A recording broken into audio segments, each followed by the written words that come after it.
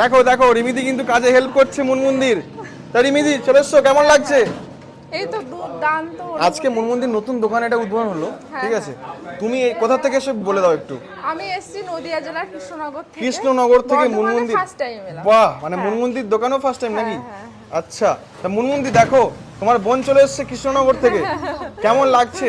ভালো লাগছে, এসছে আমার এক ডাকেই চলে এসছে। তা মুনমুনদি আজকে কি কি বানিয়েছো একটু দেখিয়ে দাও তাহলে। একটু নিচু হয়ে দেখতে হবে। ঠিক আছে চলো। এই যে এটা হচ্ছে চিকেন চাপ। চিকেন চাপ। চিকেন চাপ বাহ, কত গ্রামের পিস আছে এটা প্রায়? এটা তুলে দেখাই, গোটা লেগ। এবার বাহ, সুন্দর কালার করেছো তো একদম লাল লাল। আর স্মেলটাও বেশ ভালো আসছে ভালো আছে চিকেন চাপের কাছ থেকে। আর এটা কি আছে? এটা আছে চিকেন কষা।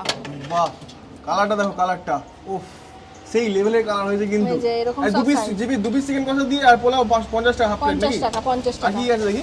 চিকেন কষা আছে, এখানে আছে বাসন্তী পোলাও। বাহ, সেই কালার তো। কি কি দিয়েছো এর মধ্যে একটু বলে দাও।